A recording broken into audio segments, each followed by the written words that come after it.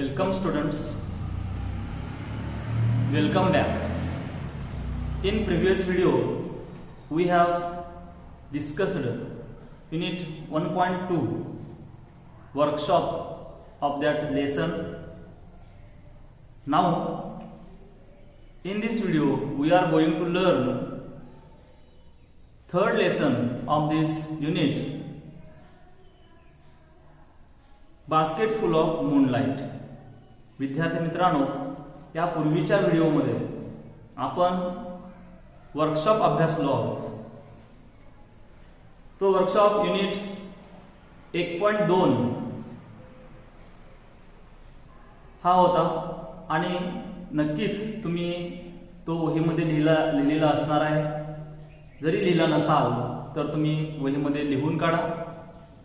आज आपण unit 1.3 basket full of moonlight ही कविता अभ्यासणार आहोत. सुनील शर्मा यांनी लिहिलेली ही कविता. The poet is Sunil Sharma. Open your books on page number 17 नंबरच्या पानावरती पुस्तक उघडून ठेवायचं आहे. सोबत वही आणि पेन सुद्धा असू दे किंवा पेन्सिल ठेवा, म्हणजे काही कठीण शब्द किंवा संदर्भासाठी काही वाक्य तुम्ही लिहायला हरकत नाही. चला तर मग सुरू करूया आपण unit 1.3 basket full of moonlight. आता याचं हेडिंग बघा. बास्केट फुल याचा अर्थ टोपलीभर. मूनलाइटचा अर्थ आहे, मून म्हणजे चंद्र आणि मूनलाइटचा अर्थ आहे चंद्रप्रकाश, म्हणजे टोपली भरून चंद्राचे प्रकाश किंवा चंद्रप्रकाश. वॉर्मिंग अप पाहूया आपण प्रथमतः. यामध्ये chitchat. Did you like to hear bed time stories when you were a child. बघा प्रश्न समजतो का बघा. Did you like to hear bed time stories when you were a child.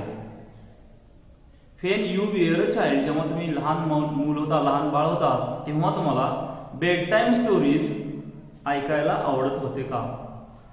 बघा आन्सर साहजिकच काय असेल.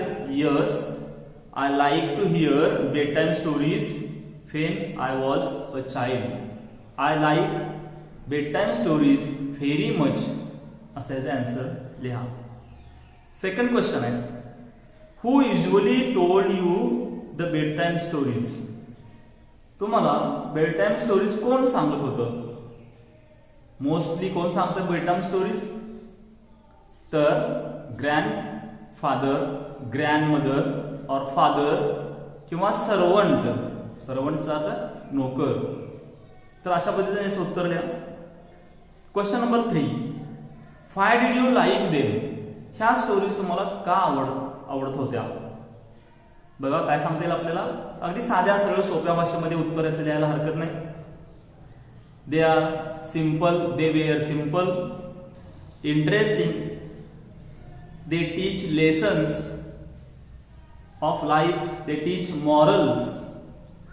अशा पद्धतीनं उत्तर लिहू शकता. किंवा दे वेअर फनी, त्या गमतीदार अशा स्टोरीज होत्या असं देखील सांगायला हरकत नाही. Question number 4. Do you still like to hear those stories again. बघा काय विचारलंय. Do you still like to hear those stories again. त्या स्टोरीज तुम्हाला पुन्हा ऐकायला आवडतील का. आपण उत्तर सांगू. Yes, sure, I like to hear those stories again. आता नेक्स्ट क्वेश्चन आहे. Discuss in groups about the procedure of planting a tree. Write the steps in bullet points and present it before the class. आता ह्याच्यामध्ये procedure of planting tree म्हणजे एखादं रोपटं लावायचं असेल, रोप लावायचं असेल, बी पेरायचं असेल तर त्याची पद्धत कोणती आहे. सुरुवातीला काय करायचं, नंतर काय करायचं आणि शेवटी काय करायचं. काय करू शकतो आपण. जर आपण शेतकरी पाहिलात किंवा आपण जेव्हा आपले मोठी व्यक्ती असतील, जेव्हा एखादं बी पेरतात तेव्हा काय काय प्रोसिजर करावी लागते बघा. फर्स्ट मध्ये आपण लिहितो तर choosing good seeds. To choose good seeds. Seeds म्हणजे बिया, चांगल्या बिया निवडणे. चूज प्लेस ठिकाण पण निवडायला पाहिजे ना, कुठं बी पेरायचं, कुठं रोपटं लावायचं. त्यानंतर डिगिंग इन द ग्राउंड, जमीन खोदली पाहिजे, मशागत केली पाहिजे, माती हलवली पाहिजे. नेक्स्ट पुटिंग द सीड्स, मग ते बी पेरणे. ऍड फर्टिलायझर्स ऑर मॅन्युअर, आपल्याला काही खत घालावं लागेल, कंपोस्ट वगैरे, आणि त्या पद्धतीनं थोडंसं त्यामध्ये खत घालता येईल. आणि plant the seed and water it, आणि त्यानंतर आपण काय करतो, आपण वॉटरिंग करतो, त्याला पाणी घालतो. अशा पद्धतीने ही प्रोसिजर प्लांटिंग सीड करत असताना तुम्ही करत असता. सेकंड क्वेश्चन आहे, discuss in pairs and write what your father and mother do for your family. बघा, what your father and mother do for your family, तुमचे आई वडील तुमच्या कुटुंबासाठी कोणकोणत्या गोष्टी करत असतात ह्याची चर्चा करा. आता सहज आपण दिवसभर सकाळी उठल्यापासून ते झोपी जाईपर्यंत आपण जर ऑब्झर्व केलं की आपले आई आणि वडील काय करत असतात, फॅमिलीसाठी काय करत असतात. बघा, याच्यामध्ये फादर फर्स्ट दिलेला आहे, works hard to earn living. To earn लिव्हिंगचा अर्थ उदरनिर्वाह, म्हणजेच पैसे कमवण्यासाठी, उदरनिर्वाह चालवण्यासाठी काय करतात ते, वर्क हार्ड, खूप मेहनत करत असतात, कष्ट करत असतात. आणखीन काय सांगता येईल आपल्याला, फादर गाईड्स चिल्ड्रन. बघा, मुलांना गाईड करतात, मार्गदर्शन करतात. File they are in problems, काही समस्या असतील, अडचण असतील, त्यावेळेला ते गाईड करतात. त्यानंतर ते काय असतात, role model of whole family. वडील रोल मॉडेल असतात, एक आदर्श व्यक्तिमत्व असतं, होल फॅमिलीचं हेड असतात ते. Takes decision at the time of choosing career, समजा तुमचं करिअर निवडायचं आहे, अशा वेळेला काय करतात ते, तर करिअर चूज करण्यासाठी, करिअर निवडण्यासाठी तुम्हाला मदत करतात. त्यानंतर performs duties as head of the family, आणि त्यांची कर्तव्य एक घरचा एक प्रमुख म्हणून त्यांची कर्तव्य ते पार पाडत असतात. अशा अनेक गोष्टी आहेत, तुम्हाला स्टडीमध्ये मदत करत असतील किंवा आणखी तुमच्यासाठी फीज भरत असतील शाळेच्या, त्या सगळ्या गोष्टी तुम्ही त्याच्यामध्ये ऍड करू शकता. आता नेक्स्ट आहे mother.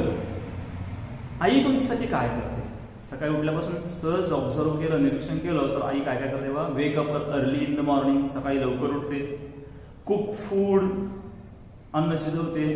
Feed for family, feed the families, म्हणजे ते अन्न म्हणजे वाढणे, सर्व करणे. त्यानंतर कीप्स द हाऊस क्लीन, घर साफसफाई घराची करते, घर स्वच्छ करते. त्यानंतर takes care of all the children, घरातल्या सर्व मुलांची, लहान मुलांची काळजी घेते. As well as the elders, किंवा वयस्क व्यक्ती असेल घरात तर त्यांची देखील ती काळजी करत असते. Brings up the children child, घरात लहान मुलांना ती वाढवत असते, मोठं करत असते. त्यानंतर looks after children's education and career, children मुलं जे आहेत त्यांच्या करिअरबद्दल, एज्युकेशनबद्दल काय करत असते ती, तर काळजी करत असते किंवा त्याचं हेल्प करत असते निवडण्यासाठी. त्यानंतर काही वेळेला घरामध्ये आई असेल तर ती कामाला देखील बाहेर जात असते. टेक्स अ जॉब फॉर किंवा to earn money, to earn living, उदरनिर्वाहासाठी आई देखील काय करत असते, घरातून बाहेर पडून काम करत असते. आता पान पालटा आपलं पलीकडं पेज नंबर 18 वरती कविता आहे. मी पूर्ण कविता वाचतोय, अगदी सोप्या भाषेमध्ये ही कविता आहे. सहज वाचल्यानंतर तुमच्या 70% तरी कमीत कमी कविता लक्षात यायला हवी.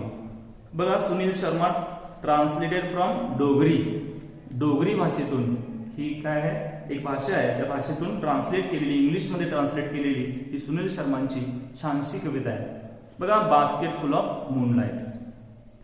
ओ moon give me moonlight, basket full or 2 baskets full with seeds of moonlight, from the city to my village on the sides of the path I want to sow many small small moons of light. The whole village goes to the city daily to work. It becomes hard on its way back as my village is quite far. The route is tough and full of snakes and scorpions. Neither bus nor cart plies. When my father returns home, I am asleep, and he goes back to early in the morning while I am sleeping. O moon, give me a basket full of moonlight for loan, on loan. I want to light the dark route so that my father returns early. I too want to hear fairy tales and stories from him. O moon, give me a basket full of moonlight. I want to sow seeds of moon on the sides of the path. Sunil Sharma, translated from Dogri. बघा, first stanza. O moon give me moonlight. काय म्हणतो writer?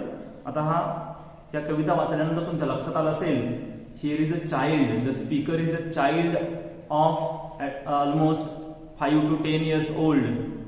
5 ते 10 वर्षाचा आहे. तर एक मुलगा आहे आणि तो कसा इनोसंट आहे. इनोसंट म्हणजे निष्पाप आहे. आणि ह्या बरोबरच ही कविता काय करते, सोशल प्रॉब्लेम्स काय काय आहेत, सामाजिक समस्या आहेत, त्याच्यावरती देखील हा फोकस करणारी ही कविता आहे. बघा, in the first stanza, O moon give me moonlight. चंद्राला उद्देशून बोलतोय. He addresses the moon. बघा, अपॉस्ट्रोफी अलंकार गेल्या पहिल्या कवितेमध्ये आपण बघितलं होतं की जर एखादी अब्सेंट व्यक्ती असेल, जेव्हा कवी एखाद्या अब्सेंट व्यक्तीबरोबर बोलतोय आणि ती अड्रेस करतोय त्याला आणि ते प्रेझेंट नाही आहे आणि ॲब्स्ट्रॅक्ट थिंग आहे, तर अशा वेळेला अपॉस्ट्रोफी अलंकार होतो. O moon give me moonlight. हे चंद्र मला काय कर, मूनलाइट दे, चंद्राचे प्रकाश दे. बास्केट और 2 baskets फुल. किती म्हणतो तो? बास्केट फुल म्हणजे एक टोपलं भर. जसं हँडफुल म्हणतो आपण मूठ भरून, तसं पिंचफुल म्हणजे चिमटभर, तसं बास्केट फुल. बास्केट फुल म्हणजे टोपली भर किंवा 2 टोपल्या. काय कर, ह्या चंद्राचे प्रकाश दे. With seeds of moonlight. बघा, काय दे, त्याच्या बिया दे. चंद्रप्रकाशाच्या मला बिया दे. बघा काय करायचं त्याला ह्या बिया घेऊन. Second stanza, from the city to my village on the sides of the path. From the city to the village म्हणजे शहरापासून गावापर्यंत. On the side of the path. Path म्हणजे रोड, मार्ग, way. Side of the path रस्त्याच्या दोन्ही बाजूला, दुतर्फा. बघा काय करायचं त्याला. I want to so many. To सोचा अर्थ पेरणे. मला काय करायचं, रस्त्याच्या दोन्ही बाजूला हे चंद्राचे प्रकाश काय करायचे आहेत, पेरायचे आहेत. Small small moons of light. हे छोटे छोटे चंद्राचे प्रकाश मला काय करायचे आहेत, या दोन्ही रस्त्याच्या दोन्ही बाजूला पेरायचे आहेत. The whole village goes to the city daily to work. बघा, खेड्यातलं भाग आहे, विलेज आहे. संपूर्ण विलेज म्हणले. आता पूर्ण विलेज काय नाही, पण विलेज मधले बऱ्याच अंशी लोक काय करतायत, शहराकडं नोकरीच्या निमित्तानं जात आहेत. बघा, the whole village goes to the city daily to work. दररोज कामानिमित्त गावातलं संपूर्ण गाव म्हणतो आपण इथं, संपूर्ण गाव काय करते, शहराकडे जात आहे आणि काम करण्यासाठी जात आहे. It becomes dark on it's way back. जेव्हा ही लोक घरी परत येतात. बघा, जेव्हा घरी परत सकाळी लवकर उठून जातात आणि जेव्हा ते घरी परत येतात, as my village is quite far. आमचं गाव शहरापासून दूर असल्यानं. आणि काय, the route is tough and full of snakes and scorpions. बघा, तो रूट जो आहे, तो रोड आहे, तो मार्ग आहे, कसा टफ, ओबड आहे. बघा, tough and full of snakes and scorpions. आणि त्या मार्गावरती काय आहेत, फुल ऑफ स्नेक्स आहेत, भरपूर साप आहेत आणि स्कॉर्पियन्स आहेत. स्कॉर्पियन्स म्हणजे विंचू, आणि विंचू देखील आहेत. म्हणजे तो रस्ता किती धोकादायक आहे. आणि जी लोक, the people who goes to the city early in the morning they return back at the night. असं म्हणलेलं आहे की वेळाने ते परत येतात. Neither bus nor cart plies. बघा, नायदर बस नॉर कार्ट, बसही नाही आणि गाड्याही नाहीत. काय करता येते तर प्लाइज. प्लाइजचा अर्थ बघा ट्रॅव्हल रेग्युलरली ओव्हर अ रूट, ये जा करणे, कम अँड गो. बघा, ह्या ज्या बसेस आहेत त्या बसेस देखील नाही आहेत. म्हणजे पहिला प्रॉब्लेम त्याने सांगितले की roads are not in good conditions, रस्ते चांगल्या अवस्थेचे नाही आहेत. This is a social problem, ही सामाजिक समस्या आहे. त्यानंतर दुसरं सांगितलं की बसेस म्हणजे ट्रान्सपोर्टेशनचा प्रॉब्लेम आहे, वाहतुकीचा प्रॉब्लेम आहे, प्रवास करण्याची अडचण आहे लोकांना ये जा करण्याची अडचण आहे. बघा, आणि रोड डेंजरस आहे का, स्नेक्स अँड स्कॉर्पियन्स आहेत. When my father returns home, जेव्हा माझे वडील घरी परत येतात, आय एम अस्लीप. बघा, त्याचे वडील देखील इतर गावकऱ्यांच्या प्रमाणे like other villagers goes to the city for work and came late in the evening. घरी अंधार पडतो त्यावेळेला ते येतात आणि हा मुलगा काय करतोय, आय एम अस्लीप, त्यावेळेला झोपी गेलेला असतो. And he goes back early in the morning while I am sleeping. बघा किती विदारक चित्र आहे, किती मोठा प्रॉब्लेम आहे घरी. त्या मुलाला समस्या आहे, हा निष्पाप मुलगा आहे. तो सांगतोय, काय म्हणतोय, जेव्हा ते he goes back early in the morning. बघा, ते पुन्हा सकाळी लवकर उठून शहराकडे जात आहेत, फाईल आय एम स्लीपिंग, त्यावेळेला देखील मी झोपलेलो असतो. म्हणजे सकाळी ते जाताना मी झोपलेलो असतो लवकर उठून गेल्यामुळे, आणि संध्याकाळी देखील ते वेळा येतात तेव्हा मी झोपलेलो असतो. O moon. बघा, त्या चंद्राला उद्देशून तो बोलतो, give me a basket full of moonlight. मला काय कर, बास्केट फुल ऑफ मूनलाईट दे. काय करायचं बघा, ऑन लोन. लोनचा अर्थ कर्ज स्वरूपात दे, उसनं दे. बघा, I want to light the dark route. त्याला काय करायचं आहे, I want to light the dark route. To लाईटचा अर्थ काय, प्रकाशित करणे, इल्युमिनेट करणे. मला मार्ग काय करायचा, तो खडतर असा मार्ग, अत्यंत रफ असलेला तो रूट आहे, स्कॉर्पियन्स आहे, स्नेक्स आहेत, आणि असा हा मार्ग मला काय करायचा आहे, प्रकाशित करायचा आहे. त्याच्यामुळे काय होईल, so that my father returns early, ज्यामुळं माझे वडील घरी लवकर येतील. I too. बघा, तो म्हणतो मला सुद्धा, म्हणजेच like other children I too want to hear fairy tales and stories from him. बघा, हा innocent, here is a innocent child. He wanted to listen, he wants to listen stories, funny stories, fairy stories. काही परिकथा त्याला ऐकायच्या आहेत म्हणून तो म्हणतोय बघा काय, I too want to hear fairy tales and stories from him. त्याच्या वडिलांच्याकडून त्याला गोष्टी ऐकायच्या आहेत. आणि म्हणून पुढे म्हणतो तो, O moon give me a basket full of moonlight. मला चांदण्या टोपली भरून चांदण्याचे प्रकाश दे. I want to sow seeds of moon. ह्या चांदण्यांचे, चंद्राचे प्रकाश मला त्याचे बिया पेरायच्या आहेत on the sides of the path. रस्त्याच्या दुतर्फा पेरायच्या आहेत. अशा पद्धतीने विद्यार्थी मित्रांनो, अगदी सिंपल पोएम आहे आणि त्याच्यामध्ये सामाजिक समस्या मांडलेल्या आहेत. म्हणजेच रोड प्रॉब्लेम आहे, ट्रान्सपोर्टेशन प्रॉब्लेम आहे. त्यानंतर हा मुलगा असे लहान मुलं त्याच्यासाठी आहेत, त्या मुलांना स्टोरीज ऐकायचे असतात, ते देखील त्यांना ऐकायला मिळत नाहीत. अशा पद्धतीनं ही कविता अत्यंत सुंदर अशी सुनील शर्माने ट्रान्सलेट केली डोगरी भाषेतून ही कविता आहे. आता ह्या ठिकाणी पेज नंबर 18 वरतीच डाव्या बाजूला काही क्वेश्चन्स आहेत, मार्जिन क्वेश्चन्स आहेत. ते मार्जिन क्वेश्चन्स मी वाचतोय आणि अगदी साध्या सोप्या भाषेमध्ये आपण त्याचं उत्तर लिहायचं आहे. बघा, क्वेश्चन 1 दिलेला आहे इथं. What does the poet wish to get from the moon and why. बघा, what does the poet wish, त्या कवीची काय इच्छा आहे. To get from the moon म्हणजेच मून कडून त्याला काय घ्यायचं आहे आणि का घ्यायचं आहे. काय घ्यायचं सांगा, तर बास्केट फुल ऑफ मूनलाईट किंवा seeds of moonlight. Why, he wanted to sow the seeds on the both sides of the road किंवा साइड ऑफ द रोड्स, असं त्याचं उत्तर देता येईल. म्हणजे काय होईल याच्यामुळं, so that his father will come early at home and he will tell the stories to the boy. त्या मुलाला स्टोरी सांगेल. Why is the road from the city to the village dangerous? हा शहराकडून गावात येणारा रस्ता का डेंजरस आहे? पहिला आहे इट इज टफ. इथे सांगितलं बघा थर्ड पॅराग्राफमध्ये, थर्ड स्टांजामध्ये टफ आहे. आणि काय फुल ऑफ स्नेक्स अँड स्कॉर्पियन्स आहे. आता नेक्स्ट क्वेश्चन आहे Why does the poet want his father home early? आपले वडील घरी लवकर यावं असं त्या मुलाला का वाटते सांगा.